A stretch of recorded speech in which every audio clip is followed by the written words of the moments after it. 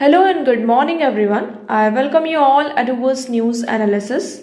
Today is 11 September 2023 and we are going to discuss important news and articles from The Hindu newspaper. So let's see what important news we got today to discuss. So before starting the video, for PDF join Telegram channel Eduverse News Analysis. Link आपको description box में provided है. Make sure video को last तक देखें so that सारी important news आपकी यहाँ पर कवर हो.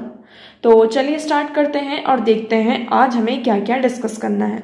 Now first article is summit concludes Modi calls for virtual review meet in November. अब आप सभी को पता है कि G20 की जो यहाँ पर मीटिंग होती है, समिट होती है, वो कल यहाँ पर कंक्लूड हुई है और इसकी ये जो मीटिंग हुई है इसका वर्चुअल रिव्यू किया जाएगा कब? नवंबर में. ओके, कब किया जाएगा? नवंबर में किया जाएगा. अभी जो G20 समिट हमारी हुई थी इसमें बहुत सारे इंपॉर्टेंट पॉइंट्स निकल कर आते हैं, जैसे कि न्यू दिल्ली डिक्लेरेशन यहाँ पर साइन हुआ है. अब ये जो डिक्लेरेशन साइन हुआ है ये बहुत ज़्यादा इंपॉर्टेंट हो जाता है. क्यों इंपॉर्टेंट होता है? बिकॉज कई बार क्या होता है, कोई भी जब डिक्लेरेशन साइन होता है उससे पहले यहाँ पर जो मेंबर्स होते हैं, जो नेशंस होते हैं, उनकी कंसेंसस नहीं बन पाते. कंसेंसस का मतलब कि उनकी जो भी उसमें वर्ड्स होते हैं, जो डिक्लेरेशन है इसमें वर्ड्स हैं, जो पॉइंट्स हैं, जो चीजें हैं, उससे सहमत नहीं हो पाते हैं. तो न्यू दिल्ली डिक्लेरेशन का साइन होना ये हमारे लिए बहुत ज्यादा, हम कह सकते हैं, इंपॉर्टेंट पॉइंट रहा है यहाँ पर, क्योंकि सारे जितने भी हमारे G20 में यहाँ पर प्रेजेंट थे समिट के लिए, उन्होंने इस डिक्लेरेशन को साइन किया है. इवन इसको प्रेज भी किया गया है. अफ्रीकन यूनियन की मेंबरशिप यहाँ पर इसको एक्सेप्ट किया गया है और ये आपका हाई पॉइंट इवेंट रहा है. हमारे जो प्राइम मिनिस्टर नरेंद्र मोदी जी थे, उन्होंने यहाँ पर जो कह सकते हैं कि जो नेक्स्ट प्रेसिडेंसी है वो ब्राजील को हैंड ओवर की है. तो आप यहाँ पर इस पिक्चर में देख सकते हैं कि किस तरह कैसे यहाँ पर हमारे prime minister Narendra Modi ji next presidency G20 की हैंड ओवर कर रहे हैं. किसको? ब्राजील को. Okay, so I hope this is clear to you. अब यहाँ पर ये जो मीटिंग हुई है इसका वर्चुअल रिव्यू किया जाएगा. कब होगा आपका वर्चुअल रिव्यू? नवंबर में होगा. ओके, अब देखिए यहाँ पर और भी कुछ इंपॉर्टेंट पॉइंट्स निकल कर आते हैं कल क्या क्या हुआ है समिट में. सो रशियन जो फॉरेन मिनिस्टर हैं उन्होंने इंडिया को प्रेज किया है. Praise India for summit statement success. यहाँ पर जो ये समिट स्टेटमेंट सक्सेसफुल रही है इसके लिए रशियन फॉरेन मिनिस्टर ने इंडिया को प्रेज किया है.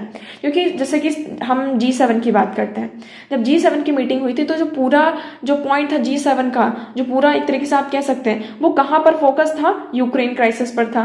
कहाँ पर था? यूक्रेन क्राइसिस पर था. बट G20 की समिट आप देखेंगे इसमें जो इंपॉर्टेंट पॉइंट्स थे, हमने क्लाइमेट चेंज के बारे में बात करी है ना, हमने यहाँ पर डिजास्टर के बारे में बात करी, हमने यहाँ पर बायोफ्यूल अलायंस की बात करी. तो ये सारे जो हमने यहाँ पर किसकी बात करी कि किस तरीके से हम यहाँ पर जो क्लाइमेट चेंज है इन पर कंसेंसस ला सकें. टेररिज्म के बारे में बातचीत हुई. तो ये सारी चीजें, यूक्रेन के बारे में बात हुई, बट स्टिल इतना ज्यादा जो फोकस था यूक्रेन पर नहीं था. तो इस चीज को यहाँ पे प्रेस किया गया कि जो हमारे मेन मोटिव्स थे, हमारे जो यहाँ पर जियो पॉलिटिकल टेंशन थे, उन चीजों को यहाँ पर एड्रेस किया गया. Okay, so G7 and EU countries were made to compromise on Ukraine language by developing countries, says Lavrov as at a press conference full of barbs about the West. He praises Global South for being able to uphold their legitimate interest. इन्होंने global south को भी press किया कि उन्होंने जो उनके legitimate interest थे वो G20 के सामने, जो आपका ये ग्रुप है G20, उसके सामने यहाँ पर रखा गया. ओके, क्योंकि हर बार हमने देखा G7 और जितने भी EU कंट्रीज हैं उनका मेन जो फोकस है वो किस पर रहता था? यहाँ पर यूक्रेन पर रहता था. किस तरीके से हम यूक्रेन और रशिया में यहाँ पर जो कॉन्फ्लिक्ट चल रहा है, वॉर चल रहा है, इस पर मेनली फोकस किया जाए. सो देखिए आप देखेंगे praising the New Delhi declaration as a milestone for G20 process. यहाँ पर उन्होंने क्या किया है, G20 का ये जो दिल्ली डिक्लेरेशन था उसे माइलस्टोन बताया है. क्योंकि देखिए आपका जो G20 है उसमें आपको UAE भी देखने को मिलता है, सऊदी अरेबिया भी यहाँ पर आपको देखने को मिलता है, ईरान देखने को मिलता है. अब ये कन्फ्लिक्टिंग पार्टीज हैं. अब इन कन्फ्लिक्टिंग पार्टीज के बीच में कैसे कंसेंसस हो, मतलब कि कैसे सहमति हो किसी भी चीज को लेकर, तो ये सबसे बड़ा हमारे लिए क्या था? चैलेंज था.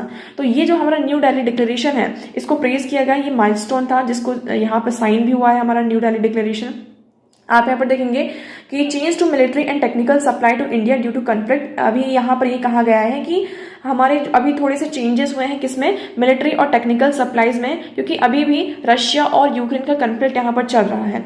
तो इंडिया में यहाँ पर जो हमारी मिलिट्री और टेक्निकल सप्लाई रशिया के द्वारा की गई थी उसमें अभी थोड़े बहुत चेंजेस किए गए हैं। यहाँ पर जो S-400 मिसाइल है उसकी डिलीवरी भी यहाँ पर अभी थोड़ी सी इसमें डिले की गई है। तो ये सारी चीजें यहाँ पर हुई हैं। उसके बाद आप देखेंगे any green initiative that isolates Russia is bound to fail at run. तो यहाँ पर ये कहा गया है कि जो टर्की के प्रेसिडेंट्स हैं, आप सभी को यहाँ पर पता है, जो हमारा ब्लैक सी इनिशिएटिव है, ओके, ब्लैक सी इनिशिएटिव, इसको यहाँ पर रिवाइव करने की बात की जा रही थी, क्योंकि रशिया ने इसे क्या कर दिया, कैंसिल कर दिया था, इससे वॉक आउट कर दिया था, ड्रॉप आउट कर दिया था इस इनिशिएटिव को। बट अब यहाँ पर क्या हो रहा है, क्योंकि ये जो इनिशिएटिव है टर्की के लिए और यूरोपियन यूनियन के लिए इंपॉर्टेंट क्यों हो जाता है, सॉरी यूरोपियन यूनियन नहीं, यूएन के लिए, क्योंकि इनकी ब्रोकरशिप में, इनकी प्रेजेंस में ये इनिशिएटिव यहाँ पर होता है, ब्लैक सी इनिशिएटिव। तो यहाँ पर ये कहा जा रहा है कि अभी फिर से जो रशियन प्रेसिडेंट थे वो यहाँ पर किससे बातचीत, रशिया से यहाँ पे बातचीत की थी कि इसे फिर से रिवाइव किया जाए, बट रशिया ने यहाँ पर मना कर दिया, क्या कहते हुए कि जब तक वेस्ट उनकी डिमांड्स को फुलफिल नहीं करता है तब तक रशिया यहाँ पर ब्लैक सी जो इनिशिएटिव इसको रिवाइव नहीं करेगा। Okay, so I hope this one is clear to you. इसमें जितने भी इंपॉर्टेंट पॉइंट्स थे रशिया और हमारा जो G20 समिट था इस रिलेटेड हमने सारी चीजें डिस्कस कर ली हैं। नाउ मूव करते हैं नेक्स्ट आर्टिकल की तरफ। सो नेक्स्ट आर्टिकल की तरफ मूव करने से पहले हम यहाँ पर देखेंगे हमारा कल का क्वेश्चन। तो कल का क्वेश्चन ये था, why are dew drops not form on a cloudy nights. इसमें ये कहा जा रहा है कि जो आपके ड्यू ड्रॉप्स होते हैं, जो आप ऐसे कह सकते हैं ओस की बूंदें जिसे हम कहते हैं, वो क्लाउडी नाइट्स में फॉर्म नहीं होती। क्लाउडी नाइट्स मतलब कि एक तो होता है आपका क्लियर स्काई, जब यहाँ पर क्लाउड्स फॉर्म नहीं हुए हैं। क्लाउड्स कैसे फॉर्म होते हैं ये भी आप सभी को पता है, जैसे आप लोगों को अगर पता है तो कमेंट सेक्शन में आप लोग बताएंगे कि how the clouds form, clouds यहाँ पर, बादल यहाँ पर कैसे बनते हैं, ठीक है। तो क्लाउडी नाइट्स जब होती है, जैसे कि मान लीजिए ये स्काई है, यहाँ पे क्लाउड्स हैं, अब ये कह रहे हैं कि क्लाउडी नाइट्स में यहाँ पर ड्यू ड्रॉप्स क्यों फॉर्म नहीं होती हैं। आपके पास यहाँ पर कुछ रीजंस दिए गए हैं, स्टेटमेंट्स दी गई हैं, और इन स्टेटमेंट से आपको ये बताना है कि कौन से स्टेटमेंट आपकी करेक्ट है। Okay, so cloud absorb the radiation releases from the earth surface. इसमें ये कह रहा है कि जो क्लाउड्स हैं, आपकी यहाँ पर क्लाउड्स हैं, मैंने ये क्लाउड फॉर्म किए, इन्होंने क्या किया, ये जो अर्थ का सरफेस है इससे यहाँ पर जो रेडिएशन निकल रहा है उसको पूरी तरीके से एब्जॉर्ब कर लिया, इसलिए यहाँ पर क्या हुआ, ड्यू ड्रॉप्स नहीं बनी। पहला ये बोल रहा है। सेकंड है cloud reflect back the earth radiation. Second हमारा स्टेटमेंट ये कह रहा है कि जो क्लाउड्स होते हैं वो यहाँ पर जो अर्थ का रेडिएशन हो रहा है, मतलब कि अर्थ से रेडिएशन गया, उन्होंने क्या किया, उस चीज को यहाँ पे रिफ्लेक्ट कर दिया, ठीक है, रिफ्लेक्ट कर दिया। इसके कारण क्या हुआ, आपके ड्यू ड्रॉप्स यहाँ पे फॉर्म नहीं हुए। सेकंड स्टेटमेंट ये हो गई। थर्ड स्टेटमेंट कह रहा है the earth surface would have a low temperature on cloudy nights. Third statement हमारी ये कह रही है कि जो हम जब क्लाउडी नाइट्स होती है, मतलब कि आपके नाइट्स में मतलब बादल ही बादल आपको दिख रहे हो, तो उस टाइम पर क्या होता है कि जो अर्थ का टेम्परेचर होता है बहुत ज़्यादा क्या होता है, लो होता है, कम होता है, जिसकी वजह से यहाँ पे ड्यू ड्रॉप्स फॉर्म नहीं होती हैं। नेक्स्ट है हमारा cloud deflect the blowing wind to ground level. Next statement हमारी ये कह रही है कि जो क्लाउड्स होते हैं वो क्या करते हैं, ग्राउंड लेवल पर जो विंड यहाँ पे फ्लो हो रही है उस विंड को यहाँ पर डिफ्लेक्ट कर देते हैं। Okay, so I hope this one is clear to you. अब इसका राइट ऑप्शन क्या है, आप लोग वीडियो को पॉज करेंगे। अगर आप लोगों ने इस क्वेश्चन का आंसर यहाँ पर किया है कमेंट सेक्शन में तो कोई इशू नहीं, बट स्टिल आप एक बार फिर से ट्राई करिए, आप इस क्वेश्चन का आंसर कमेंट सेक्शन में करें, चाहे जिसने किया हो ना किया हो, सभी को यहाँ पर इस क्वेश्चन का आंसर यहाँ पर करना है। ओके, अब देखिए ड्यू ड्रॉप्स कैसे फॉर्म होते हैं इसके बारे में हम देख लेते हैं। When the sky is clear and the trees and plants are cooler at nights, then there is a more evaporation of water and hence more dew drops formation। क्या होता है, जब ये है आपका अर्थ, ठीक है, ये लैंड है हमारा और ये है आपका स्काई पूरा क्लियर है, तो इससे क्या होता है, जो नाइट में जो आपके प्लांट्स होते हैं और ट्रीज होते हैं, प्लांट्स और ट्रीज यहाँ पर क्या होते हैं, कूल होते हैं। उस टाइम पर एवोपरेशन की जो प्रोसेस होती है, एवोपरेशन क्या होता है, जो लीफ से आपका वाटर का एवोपरेशन होता है वो ज़्यादा होता है, और जब ज़्यादा होता है इससे आपके ड्यू ड्रॉप्स यहाँ पे फॉर्म होते हैं, जिसको हम ओस की बूंदें भी कहते हैं। बट जब आपका स्काई क्लाउडी होता है, क्या, जब हमारा स्काई यहाँ पर क्लाउडी है, मतलब कि यहाँ पर स्काई में आपके बहुत सारे क्लाउड्स हैं, तो इस बेसिस पर क्या होता है, जो आपके नाइट में ट्रीज और प्लांट्स कूल नहीं हो पाते हैं, है ना, यहाँ पर इतने ज़्यादा वो ठंडे नहीं हो पाते हैं, तो यहाँ पर क्लाउडी नाइट्स में हमें क्या देखने को मिलता है, जो ड्यू ड्रॉप्स होती है उसकी फॉर्मेशन कम हो जाती है। क्यों कम हो जाती है, क्योंकि ये जो क्लाउडी नाइट्स होते हैं, अर्थ की जो रेडिएशन होती है उसको यहाँ पर रिफ्लेक्ट बैक करते हैं। मतलब कि जैसे कि ये अर्थ यहाँ पर गर्म है आपकी, ये है अर्थ, यहाँ से जो रेडिएशन है वो गया, तो ये जो क्लाउड्स है उन्होंने क्या किया, इसको रिफ्लेक्ट कर दिया बैक की तरफ, उसको पूरी तरफ बाहर जाने ही नहीं दिया। इससे क्या होता है, जो प्लांट्स होते हैं, एनिमल्स होते हैं आपके, वो यहाँ पर वार्म होते हैं, जिसके कारण एवापोरेशन भी यहाँ पर कम होता है। एवापोरेशन कम होता है तो आपका जो ड्यू ड्रॉप्स होता है उसका फॉर्मेशन यहाँ पर कम होता है। Okay, so I hope this one is clear to you. तो इसमें आपका राइट ऑप्शन क्या हो जाता है, option B, cloud reflect back the earth radiation. Cloud क्या करते हैं, अर्थ का जो रेडिएशन होता है उसको रिफ्लेक्ट बैक करते हैं। Due to that cloudy nights में आपके जो ड्यू ड्रॉप्स होते हैं उनका फॉर्मेशन यहां पर नहीं होता है। नाउ मूव करते हैं हमारे नेक्स्ट क्वेश्चन की तरफ। सो आज का हमारा सेकंड क्वेश्चन है, कंसिडर द फॉलोइंग स्टेटमेंट्स। आपके पास कुछ स्टेटमेंट्स दी गई हैं and you have to tell whether they are correct और इनकरेक्ट। नाउ आपके पास 5 स्टेटमेंट्स है। फर्स्ट स्टेटमेंट क्या कह रही है, मोरिंगा ड्रम स्टिक भी जिसे ड्रम स्टिक ट्री कहते हैं, is a leguminous evergreen plant. मतलब ये कहा जा रहा है जो आपका मोरिंगा होता है, ड्रम स्टिक ट्री होती है, ये क्या वो एक लेग्यूमिनस एवरग्रीन ट्री है। क्या स्टेटमेंट आपकी करेक्ट है। Tamarind tree is endemic to South Asia. इसमें जो आपका टैमरिंड होता है, वो टैमरिंड की हम बात करें, जो आपका टैमरिंड ट्री होता है वो साउथ एशिया का एंडेमिक है। नेक्स्ट है हमारा, in India most of the tamarind is collected as a minor forest produce. यहाँ पे जो आपका टैमरिंड होता है वो माइनर फॉरेस्ट प्रोड्यूस से क्या किया जाता है, इंडिया में कलेक्ट किया जाता है। Okay, India export tamarind and seeds of moringa. क्या इंडिया यहाँ पे टैमरिंड और जो मोरिंगा की सीड्स होते हैं उसको यहाँ पे एक्सपोर्ट करता है। नेक्स्ट स्टेटमेंट क्या है हमारे, seeds of moringa and tamarind can be used in the production of biofuels. इसमें ये कहा जा रहा है नेक्स्ट स्टेटमेंट कि जो आपके मोरिंगा और टैमरिंड के सीड्स होते हैं इसका यूज हम बायोफ्यूल्स के प्रोडक्शन में कर सकते हैं। तो इसमें से कितनी स्टेटमेंट आपकी करेक्ट है, कितनी गलत है, इनकरेक्ट है, ये आप लोगों को कमेंट सेक्शन में बताना है।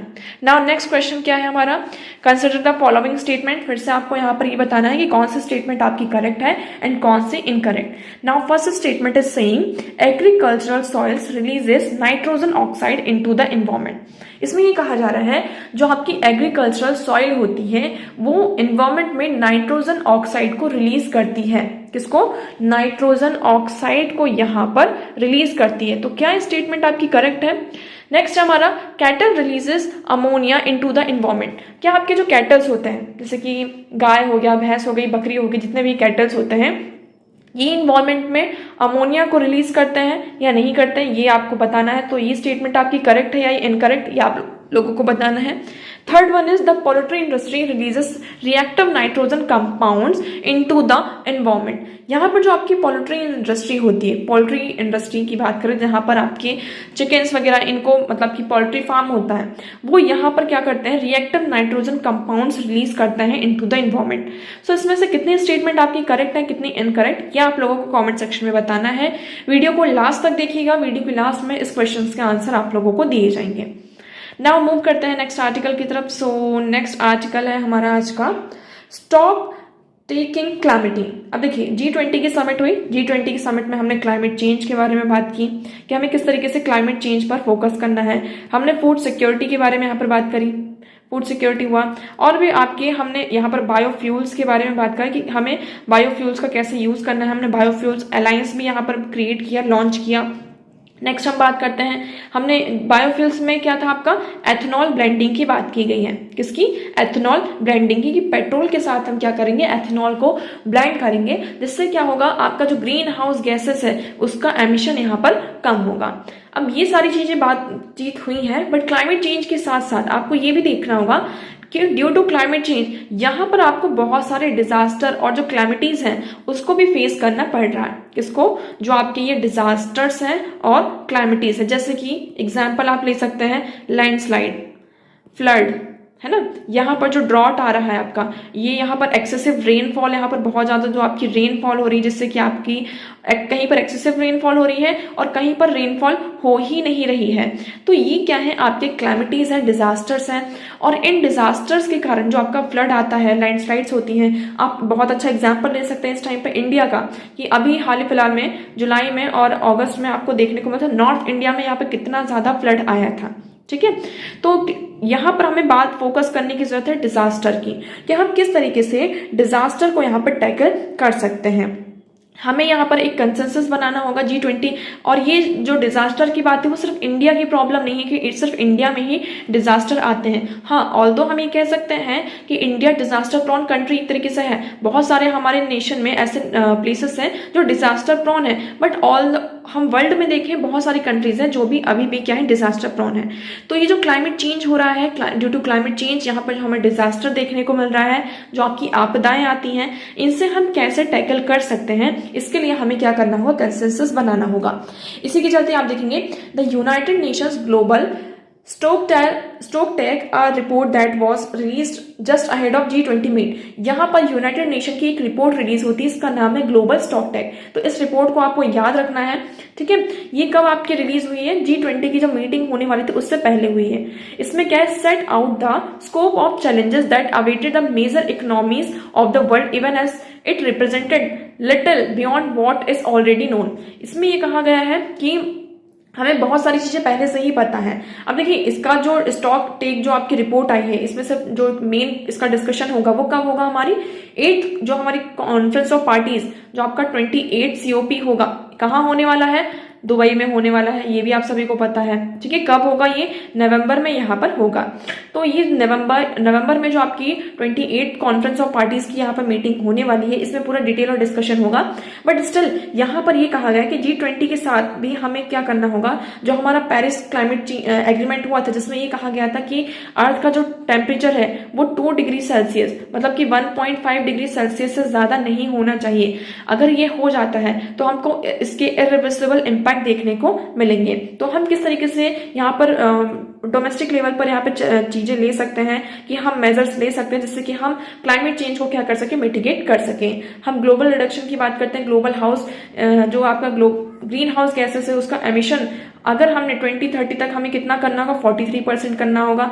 और ये जो हमारा टारगेट है उसको यहाँ पर हमारा जो एम्बिशन है इसको और ज्यादा हमें बढ़ाना होगा। यहाँ पर हमें मच सपोर्ट और एक्शन की अभी जरूरत है। ओके, तो इस आर्टिकल में और ज्यादा कुछ भी नहीं है। अब ये जो रिपोर्ट है ये हमारे लिए इंपॉर्टेंट हो जाती है, तो इसको हम डिस्कस कर लेते हैं। ग्लोबल स्टॉकटेक रिपोर्ट, तो ये क्या रिपोर्ट है आपकी, इसके बारे में हम देखें तो global stocktake report, the global स्टॉकटेक और GST भी हम इसको कहते हैं, ये स्टैब्लिश होता है अंडर द 2015 पेरिस एग्रीमेंट। 2015 में जब आपका पेरिस एग्रीमेंट होता है उसके अंडर इस रिपोर्ट को क्या किया जाता है, आपका स्टैब्लिश किया जाता है। Serve as a comprehensive evolution of the efforts made to combat climate change. ये रिपोर्ट यहाँ पर क्या करती है, जैसे कि आपका 28 यहाँ पर कॉन्फ्रेंस ऑफ मीटिंग COP होने वाली है, कॉप की यहाँ पे मीटिंग होने वाली। ओके, अब यहाँ पर जितने भी इसमें मेंबर्स होंगे, कंट्रीज ने अब तक क्लाइमेट चेंज को कॉम्बैट करने के लिए, क्लाइमेट चेंज को मिटिगेट करने के लिए क्या क्या एक्शन लिए हैं, क्या क्या मेजर्स लिए हैं, तो उन सारी चीजों का एवोल्यूशन कौन करता है, यहाँ पर आपकी ग्लोबल स्टॉकटेक रिपोर्ट यहाँ पर करती है और वो सारी चीजें यहाँ पर बताती है। इसका जो आर्टिकल 14 क्लॉज 1 है उसको अगर आप रीड करेंगे तो ये कहता है of the Paris Agreement serves as a crucial evolution process to gauge the global community's advancement towards long-term global objective। तो यहाँ पर हमारा लॉन्ग टर्म में ग्लोबल कम्युनिटी ने क्या क्या एडवांसमेंट किया है, जो ग्लोबल जो हमारे ऑब्जेक्टिव्स है उसको अचीव करने के लिए, है ना। तो ये पूरी रिपोर्ट यहाँ पर हमारी बताती है। It encompasses an assessment of various key aspect। ये क्या करता है, असेसमेंट करता है, including the green house reduction of gases, जो आपकी ग्रीन हाउस गैसेस हैं उनका रिडक्शन कैसे हो रहा है, एमिशन यहाँ पर कितना हो रहा है, इसके लिए यहाँ पे क्लाइमेट इंपैक्ट में इसका क्या क्या रेजिलेंट एस्टेब्लिशमेंट हुआ है, फाइनेंशियल रिसोर्सेज यहाँ पे किस कंट्री को कितना प्रोवाइड किया जा रहा है to combat the climate crisis. Okay, so I hope this global stocktake report is clear to you. Now move करते हैं नेक्स्ट आर्टिकल की तरफ। So next article is secure and fair. अब इसमें हम बात कर रहे हैं किसके बारे में, डार्क पैटर्न के बारे में। डार्क पैटर्न क्या होता है इसके बारे में हमने डिस्कस किया है। अगर आप लोगों को पता है व्हाट इज डार्क पैटर्न तो इसकी एक एक्यूरेट डेफिनेशन आप लोग कमेंट सेक्शन में बताएंगे व्हाट इज डार्क पैटर्न। अभी मैं आपको यहाँ पर एक इजी लैंग्वेज में बताती हूँ कि what is dark pattern. So dark pattern को यही कहा जा रहा है कि इंडिया में अभी इसके लिए एफर्ट्स लाने होंगे ताकि हम डार्क पैटर्न और जितने भी आपके E-कॉमर्स ट्रेड प्रैक्टिसेस में डार्क पैटर्न का यूज किया जाता है उसे हम रेगुलेट कर सकें। अब डार्क पैटर्न ये होता है, फॉर एग्जाम्पल हम यहाँ पर आप कोई पर्टिकुलर वेबसाइट है, E-कॉमर्स वेबसाइट है, वहां से मैंने परचेस किया, कपड़े का परचेस किया, क्या किया मैंने वहां से क्लोथिंग, यहाँ पर कुछ मैंने कपड़े वगैरह वहां से लिए। तो उसके साथ साथ यहाँ पर आपका क्या होता है जब यहाँ पर हम पेमेंट करने जा रहे हैं, क्या करने जा रहे हैं, पेमेंट करने जा रहे हैं, तो उसके साथ साथ क्या होता है जब पेमेंट करते हैं तो वहाँ पे कई सारे ऑप्शंस अवेलेबल होते हैं जो ऑटोमेटिकली यहाँ पर टिक होते हैं। जैसे कि कुछ इंश्योरेंस का हो गया, या फिर कुछ वहाँ पर एज अ रेज यहाँ पर होता है कि मतलब एज अ थैंक्स यहाँ पर 2 रुपीज़ का या फिर 5 रुपीज़ का, 10 रुपीज़ का, इस तरीके से वो ऑटोमेटिकली यहाँ पर टिक होता है। और जब हम पेमेंट करते हैं तो उस पेमेंट के साथ उतने रुपीज़ क्या हो जाते हैं, हमारे कट हो जाते हैं। तो ये होता है आपका डार्क पैटर्न का। सेकंड आप एग्जांपल यहाँ पर ले सकते हैं किसका, जैसे कि हम नेटफ्लिक्स है, आपका अमेजन है, जितने भी ये आपकी वेबसाइट मतलब कि प्लेटफॉर्म्स है, ओटीटी प्लेटफॉर्म्स है, यहाँ पर क्या होता है इसका हम सब्सक्रिप्शन तो ले लेते हैं, बट जब सब्सक्रिप्शन हमें कैंसिल करना होता है तो उसके लिए यहाँ पर बहुत ज़्यादा मुश्किल होती है। कई बार तो हम कंफ्यूज हो जाते हैं कि किस तरीके से इसका जो सब्सक्रिप्शन होगा वो मतलब कि आपका कैंसिल होगा। जब आप फ्लाइट टिकट यहाँ पर बुक करते हैं तो फ्लाइट टिकट जब हम बुक करने जाते हैं उसमें ऑटोमेटिक यहाँ पर चेक मार्क होता है ट्रेवल इंश्योरेंस के लिए। ये एग्जाम्पल्स दिए गए हैं डार्क पैटर्न के, आप यहाँ से देख सकते हैं। Examples of dark pattern have since become ambiguous, including auto check marked for travel insurance while booking flight tickets। जब यहाँ पर फ्लाइट की हम टिकट्स बुक करते हैं तो उसमें टिकट बुक करते हैं, ओके, तो उसमें ऑटोमेटिकली यहाँ पर क्या होता है, ट्रैवल इंश्योरेंस का चेक मार्क होता है। ओके, ई कॉमर्स साइट में हम जब एंटर करते हैं तो वो ई कॉमर्स साइट मतलब हम किसी भी एक्सेस करते हैं तो वहां पर हमारा जो फोन नंबर होता है, ईमेल एड्रेस होता है, उसको मैंडेटरी रिक्वायरमेंट, ऐसा मैंडेटरी रिक्वायरमेंट यहाँ पर कर देते हैं और हमें टेक्स्ट मैसेजेस भी यहाँ पर सेंड किए जाते हैं। तो और कई बार क्या हो जाता है, बहुत मुश्किल हो जाता है हमारे लिए कि हम उसे क्या कर सके, ब्लॉक कर सके। ओके, सो ये सारी चीजें क्या है आपकी किसमें आते हैं, डार्क पैटर्न में आते हैं। तो ये कहा जा रहा है कि हमारा जो advertising standard council of India report 2021 यहाँ पे ये कहा कि over the 50% of e commerce site use dark pattern. यहाँ पर 50% से भी ज्यादा जो आपकी ई कॉमर्स साइट्स हैं वो क्या करती हैं, डार्क पैटर्न का यहाँ पर यूज करती हैं टू सेल देयर प्रोडक्ट्स, अपने प्रोडक्ट्स को सेल करने के लिए। तो ये कहा जा रहा है कि अब ये जो फोर्थ एरा है इंडस्ट्रियल रिवोल्यूशन का, ये क्या है, टेक्नोलॉजिकल एरा है। यहाँ पर हमें जो हमारा बिहेवियरल फुटप्रिंट है डिजिटल यूजर्स को थर्ड पार्टी प्रोडक्ट्स से जब हम कुछ लेते हैं तो इस पर हमें इंश्योर करना होगा कि बहुत ही ध्यान से चीजों को करना होगा और इंडिया को यहाँ पर इसको रेगुलेट करने के लिए कुछ रेगुलेशंस लेकर आना होगा, एफर्ट्स लगाने होंगे, तभी हम क्या कर सकते हैं, ये जो अनफेयर ऑनलाइन ट्रेड प्रैक्टिस है इसको रेगुलेट कर सकते हैं। Okay, so I hope this article is clear to you. अब ये दोनों आर्टिकल आपके लिए इतना ज्यादा यहाँ पर इंपॉर्टेंट नहीं है, सो हम इस आर्टिकल्स को यहाँ पर डिस्कस नहीं करेंगे। नाउ मूव करते हैं नेक्स्ट वन। फिर से नेक्स्ट आर्टिकल आपका आता है redouble efforts to reduce disaster risk. यहाँ पर हम डिजास्टर रिस्क को कैसे मतलब कि कम कर सकते हैं उसके बारे में बात की गई है। अब देखिए ग्रीन हाउस गैसेस का क्या होता है, आपका एमिशन होता है। ग्रीन हाउस गैसेस का एमिशन हुआ, उससे क्लाइमेट चेंज हुआ और ड्यू टू क्लाइमेट चेंज ही आपको पता है कि डिजास्टर यहाँ पर हमें फेस करने पड़ रहे हैं। जैसे कि हम फ्लड की बात करते हैं, साइक्लोन की बात करते हैं, क्लाइमेट चेंज हो रहा है मतलब कि अर्थ का टेम्परेचर यहाँ पर ग्लोबल वार्मिंग हो रही है, ग्लोबल वार्मिंग हो रही है। आपका जो वाटर बॉडीज है, ओशंस हैं, सी हैं, इनका जो टेम्परेचर है वो राइज हो रहा है। ड्यू टू दैट आप सभी को पता है कि अरेबियन सी बहुत अच्छा एग्जांपल आप यहाँ पर देख सकते हैं। अरेबियन सी में पहले यहाँ पर साइक्लोन नहीं आते थे इतने फ्रिक्वेंट, बट अब क्या देखने को मिलता है कि हमें फ्रिक्वेंट साइक्लोन्स देखने को मिलते हैं अरेबियन सी में। तो ये सब क्यों हो रहा है, due to climate change and global warming. अब यहाँ पर ये कहा जा रहा है कि क्लाइमेट का जो क्लाइमेट चेंज के कारण यहाँ पर जो आपका डिजास्टर हो रहा है वो बहुत ही तेजी से बढ़ रहा है, बट इसका जो रिस्क रिडक्शन है वो यहाँ पर बहुत ही धीरे धीरे हो रहा है। ओके, आई होप आपको ये क्लियर होगा कि यहाँ पर जो इंडिया की अगर हम बात करते हैं और मतलब हर कंट्री की बात करते हैं पहले तो, कि जो क्राइसिस है वो बहुत ही तेजी से बढ़ रहे हैं, बट उस क्राइसिस से हमें कैसे डील करना है ना, उससे कैसे हमें कॉम्बैट करना है, उसका रिडक्शन कैसे करना है, ये बहुत ही स्लोली यहाँ पर हो रहा है। एग्जाम्पल यहाँ पर दिया गया है इंडिया का। इंडिया का ये एग्जाम्पल दिया है कि इंडिया ने यहाँ पर जो डिजास्टर रिस्क है उसके रिडक्शन में बहुत ही मतलब कि महारत हासिल की है, एक तरीके से बहुत ही अच्छा काम किया है। जैसे कि अभी आपका जो साइक्लोन बिपरजॉय आया था गुजरात में, यहाँ पर हमें क्या देखने को मिलता है, 0 डेथ देखने को मिलती है। क्यों? Due to our early warning system. हमारे यहाँ पर क्या है, अर्ली वार्निंग सिस्टम को हमने यहाँ पे डेवलप किया, जिसके कारण हमने क्या हुआ, हमें ये पता चला कि साइक्लोन बिपरजॉय आने वाला है और ये कितना यहाँ पर स्ट्रांग होगा। So the recent 0 death toll of cyclone Biparjoy and Gujarat demonstrated what can be achieve through effective preparedness. तो यहाँ पर जो गुजरात में हमने यहाँ पर जीरो टाइप साइक्लोन, यहाँ पर डेटोल साइक्लोन से हमने डील किया है। इससे ये बताता है कि अगर हम अर्ली प्रिपेयरनेस करते हैं, रिस्पॉन्स करते हैं, अगर हमारा वार्निंग और एक्शन जो अर्ली वार्निंग सिस्टम और एक्शन सिस्टम हमारे यहाँ पे स्ट्रांग होता है, इफेक्टिव होता है, तो हम डिजास्टर से यहाँ पे क्या कर सकते हैं, लड़ सकते हैं, उससे टैकल कर सकते हैं। अब नेक्स्ट इसमें ये कहा जा रहा है डिजास्टर के कारण सबसे ज्यादा प्रॉब्लम किसको होती है, आपकी जो प्रेग्नेंट वुमेन होती हैं उन्हें सबसे ज्यादा प्रॉब्लम होती है। इससे क्या होता है, बहुत सारे वुमेन की और जो उनकी बेबीज होते हैं उनकी जान चली जाती है। अब ये जो साइक्लोन बिपरजॉय आया था, इसमें जब ट्रांसलोकेशन हुआ था सारे लोगों का, सो आप देखेंगे as a hundreds of babies were reported to have been born to women who had been transported to hospital and shelter to save delivery by a government before the cyclone. तो cyclone आने से पहले ही जो pregnant women थी और जो लोग थे उनको यहाँ पर सेफ प्लेस पर क्या किया गया, शेल्टर में ट्रांसलोकेट किया गया, ट्रांसपोर्ट किया गया, और जो विमेन यहाँ पर उनकी डिलीवरी होने वाली थी उन्हें हॉस्पिटल में क्या किया गया, एडमिट करवाया गया, जिससे कि हंड्रेड्स ऑफ बेबीज की हमने क्या की, जान बचाई। इवन हमारा जो 15th फाइनेंस कमीशन है वहां पर भी ये कहा गया है कि जो डिजास्टर रिस्क फाइनेंसिंग है इसमें हमें रिफॉर्म करने की जरूरत है। टोटल यहाँ पर $28.6 बिलियन यहाँ पे एलोकेशन नेशनल और स्टेट लेवल जो हमारे 5 ईयर का जो प्रोजेक्ट है, पीरियड टाइम पीरियड है, उसमें यहाँ पे एलोकेट किया गया है। इंडिया ने यहाँ पे प्रोवाइड किया sufficient resources for disaster preparedness, response, recovery and capacity development.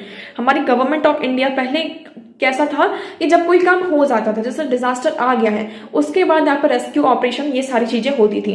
But हमारा जो अब एजेंडा है, हमारा जो मतलब कि एक्शन है, वो चेंज हो चुका है। अब हम यहाँ पर किस पर फोकस करते हैं, प्रिपेयर्डनेस पर, रिस्पॉन्स पर, रिकवरी और कैपेसिटी डेवलपमेंट पर। इवन इंटरनेशनल स्टेज पर जो India promoting disaster resilient and sustainability including through a coalition of disaster resilient infrastructure.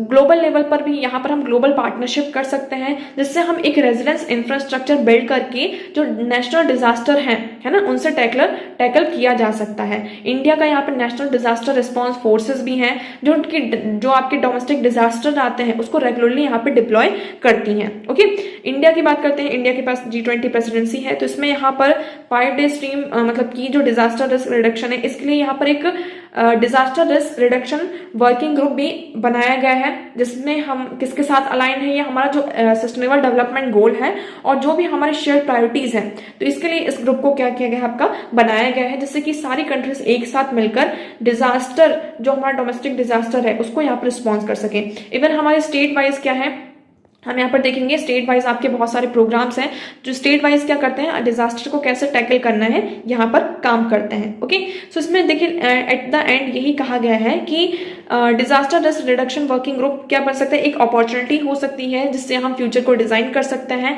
और डिजास्टर जो रिस्क है उससे हम स्टैंड कर सकते हैं। Okay, so extreme weather event will happen, यहाँ पर जो एक्सट्रीम वेदर इवेंट्स है वो होंगे ही होंगे, बट उनसे हमें कैसे टैकल करना है, but they do not need to become deadly disaster, वो यहाँ पर डेडली डिजास्टर ना बने, इसके लिए यहाँ पर ग्लोबल लेवल पर हमें क्या करना होगा, साथ में आना होगा और इसे टैकल करना होगा। Okay, so I hope this article is clear to you.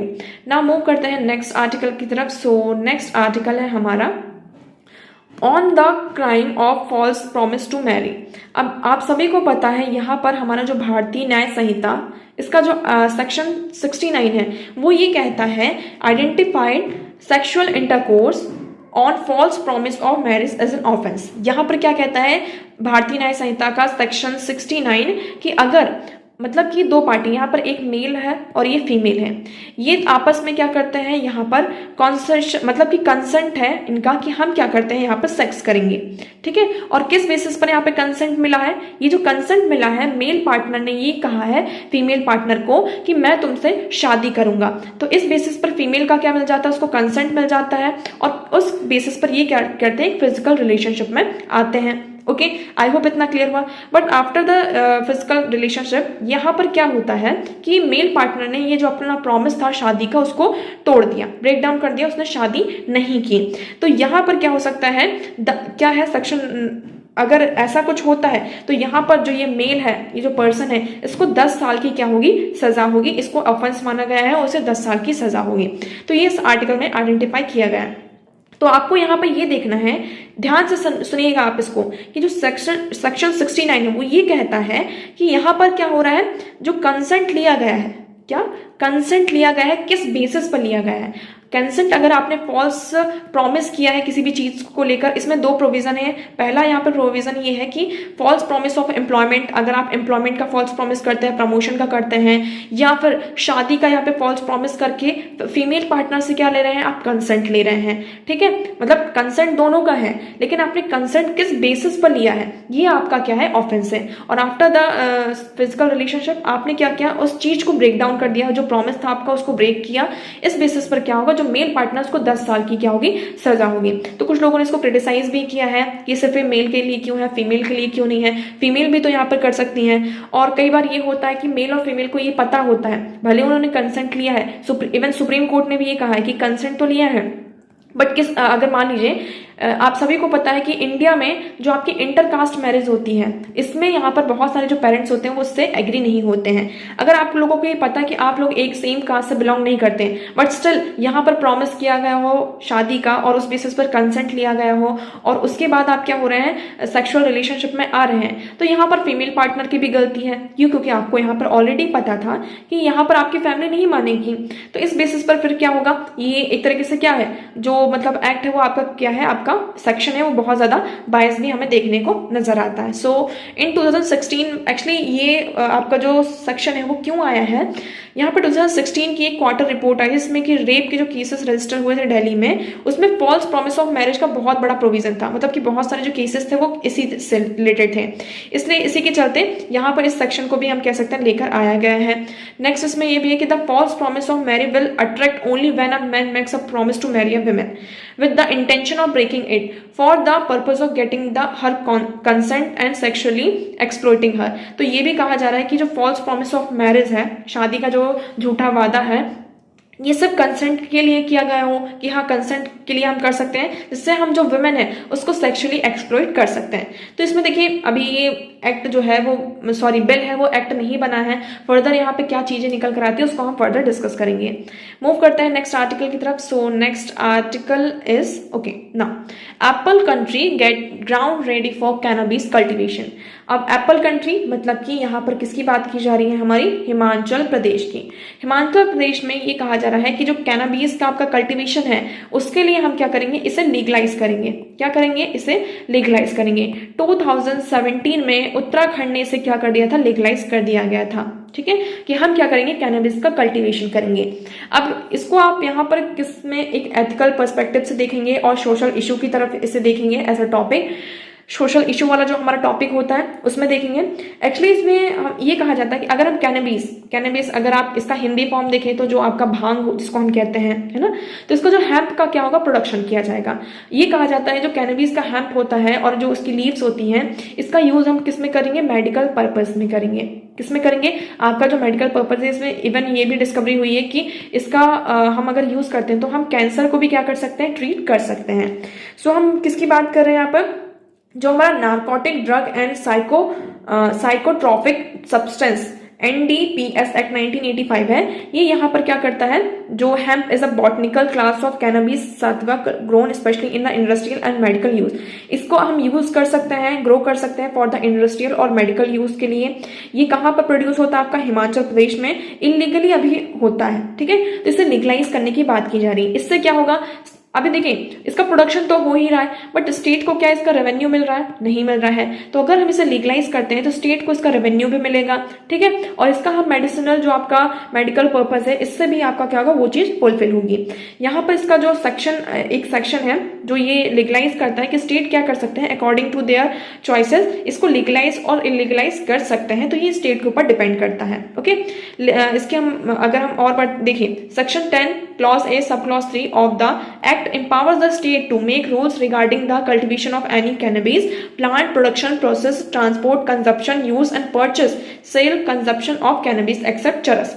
तो except चरस यहाँ पर आपका जो भी कैनबिस है उसका जो प्रोडक्शन है, उसका जो प्लांट है, किस तरीके से उसका प्रोडक्शन करना है, उसको पजेस करना है, ट्रांसपोर्ट करना है, एक्सपोर्ट करना है, इंपोर्ट करना है, ये स्टेट को एम्पावर करता है सेक्शन 10 ऑफ दी एंड हमारा जो NDPS एक्ट ऑफ 1985 है। ओके, सो ये हुआ यहाँ पे क्लियर। अब कुछ लोग कहते हैं कि यहाँ पर जैसे कि बहुत सारे जो आपके यंगस्टर हैं, है ना, हम कह सकते हैं जो यंग पॉपुलेशन है, वो यहाँ पर जो आपका चरस गांजा होता है इसके यहाँ पर उसमें आ जाती है। तो ये थोड़ा सा हमारे लिए प्रॉब्लम भी हो सकता है, लेकिन अगर हम इसे लीगलाइज कर देते हैं, है ना, क्योंकि बहुत सारा जो, अगर अभी तो ये इलीगल है बट स्टिल इसका यहाँ पे इलीगल ट्रेडिंग की जाती है, स्मगलिंग की जाती है, बहुत सारे बड़े बड़े जो आपके माफिया जो होते हैं, है ना, इसका यहाँ पर इलीगल तरीके से ट्रेडिंग करते हैं। तो अगर हम इसे लीगलाइज कर देंगे, तो अगर इसका सही से रेगुलेशन होगा आपका, तो ये क्या करेगा, स्टेट का जो रेवेन्यू उसमें भी इसमें कॉन्ट्रीब्यूट करेगा, और साथ साथ जो आपका सोशल, इकोनॉमिक और पॉलिटिकल इम्प्लीकेशंस है वो भी यहाँ पर क्या होगा, कम होगा। Okay, so I hope this one is clear to. तो कैनबिस के बारे में हम और डिटेल देख लेते हैं। ये क्या है आपका, WHO के अकॉर्डिंग जेनेरिक टर्म इसका यूज होता है, denote several psycho active preparedness of the plant cannabis sativa. Okay, so ये क्या है आपका अनपॉलिनेटेड फीमेल प्लांट है, इसको हम हाशिश भी कहते हैं। इसका जो ऑयल होता है बहुत ज्यादा कंसंट्रेटेड होता है ऑफ कैनाबोनाइट का, actually similar to THS। According to NDPS Act, cannabis plant means any plant of genus cannabis. तो यहाँ पे कैनबिस प्लांट वो होता है जो जिसका जो जीन्स होता है वो कौन सा होता है आपका, कैनबिस होता है। चरस is a separate resin extracted from cannabis plants. जो आपका कैनबिस प्लांट्स होता है ना, उसका रेजिन यहाँ पे एक्सट्रैक्ट किया जाता है, उसे हम चरस कहते हैं। जो चरस और गांजा होता है, ये सारी चीजें, तो ये हमारे लिए क्या होता है, बहुत ज्यादा हार्मफुल भी होता है, एक्सक्लूड होता है। बट बहुत सारे जो भांग आप कॉमनली हम यूज करते हैं फेस्टिवल में, होलीज में, इसका पेस्ट बनाकर इसकी लीव्स का, तो ये यहाँ पर आउटलेट है। आप इसका यहाँ पर पिक्चर देख सकते हैं। तो ये है आपका पूरा। इसका अगर हम मेडिसिनल यूज देखते हैं तो इसमें क्या है, ये क्या करता है, जो HIV और एड्स का इन्फेक्शन है इसमें आप इसको उनमें एपेटाइट स्टिमुलेट करता है। इसका हम क्रॉनिक जो पेन होता है उसमें इफेक्टिव मेडिसिन की तरफ यूज करता है। न्यूरोपैथिक पेन में इसका यूज कर सकता है। ये जो कैंसर की ग्रोथ होती है, कैंसर सेल्स की जो बॉडी में ग्रोथ होती है, उसको ये माइग्रेट करता है, उसको रिड्यूस करता है। तो इसका बहुत ज्यादा यूज भी है।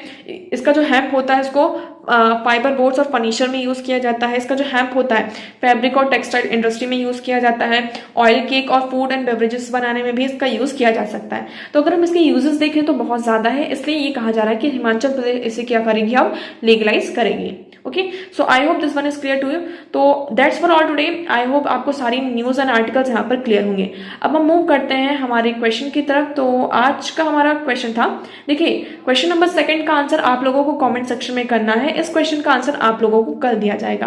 क्वेश्चन नंबर 3 है, कंसिडर द फॉलोइंग स्टेटमेंट्स। आपको कुछ स्टेटमेंट्स दी गई थी and you have to tell whether they are correct और incorrect. So first statement is saying agriculture soil releases nitrogen oxide into the environment. So this statement is correct. Second है हमारा, cattle releases ammonia into the environment. तो जो आपके kettles होते हैं, गाय भैंस होती हैं, उनका जो हम कह सकते हैं एक्सक्रीशन होता है, तो उसमें बहुत ज्यादा अमोनिया होता है। तो ये स्टेटमेंट भी आपकी क्या हो जाती है, करेक्ट हो जाती है। आपकी जो पोल्ट्री इंडस्ट्रीज होती हैं, पोल्ट्री फार्म्स होते हैं, वो भी क्या करते हैं, रिएक्टिव नाइट्रोजन कंपाउंड यहाँ पर रिलीज करते हैं in the environment. So this statement is also correct. So your right option is option D 1, 2 and 3। Okay, तीनों स्टेटमेंट हमारे यहाँ पर क्या है, करेक्ट है। Okay, so I hope this question is clear to you and जितने भी हमने यहाँ पर आर्टिकल्स और न्यूज डिस्कस की, वो सारी चीजें भी आपको क्लियर है। अगर आपको कोई डाउट लगता है so you can ask in comment section. Okay, video कैसा लगा कमेंट सेक्शन में जरूर बताइएगा। वीडियो को लाइक करना, चैनल को सब्सक्राइब एंड शेयर करना ना भूलें। सो आज के लिए इतना ही। Thank you so much for discussion.